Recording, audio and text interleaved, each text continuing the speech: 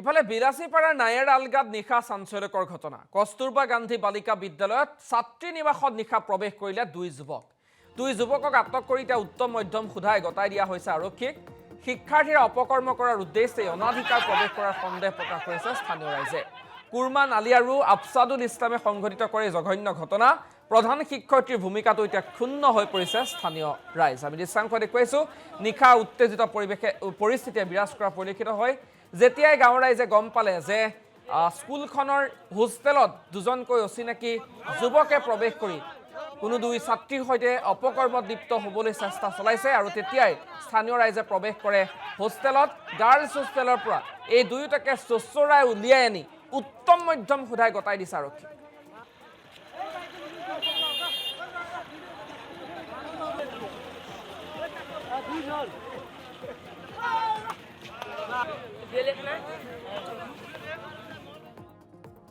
ইয়াত আহিছে এইখন হল কস্তুৰবা গান্ধী বালিকা বিদ্যালয়। ইয়াত মাওবাজাৰত উপস্থিত আছে কদমতলা দ্বিতীয় খণ্ডত, শগুনবাৰী জিপিৰ আণ্ডাৰত পৰে।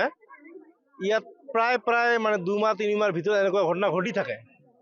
আমি দেখা পাওঁ কৰবা ল'ৰা আহে, আহি ইয়াত আটকাই ৰাখি দিয়ে, আকৌ গাৰ্জিয়ান মাতি দিয়ে, আকৌ যায়। মানে টোটালি চিষ্টেমৰ গাফিলতি।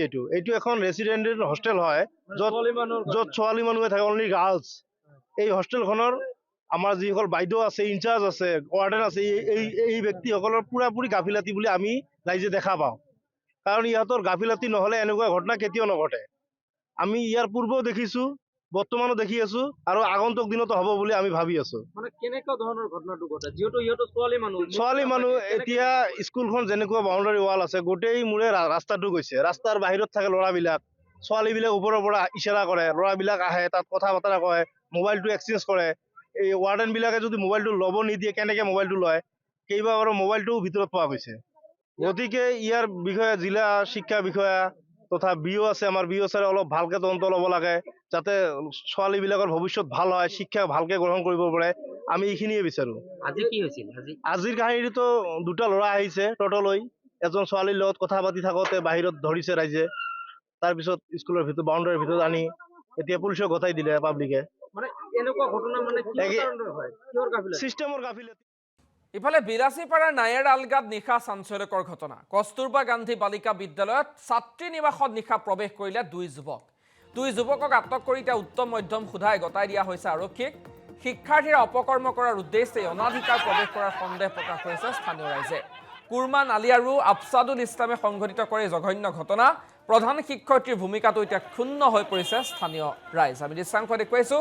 নিশা উত্তেজিত পৰিস্থিতিয়ে বিৰাজ কৰা পৰিলক্ষিত হয়।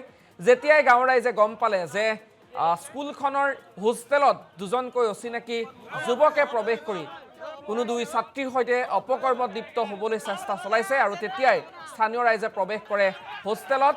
গাৰ্লছ হোষ্টেলৰ পৰা এই দুয়োটাকে চোঁচৰাই উলিয়াই আনি উত্তম মধ্যম সোধাই গতাই দিছে আৰক্ষী।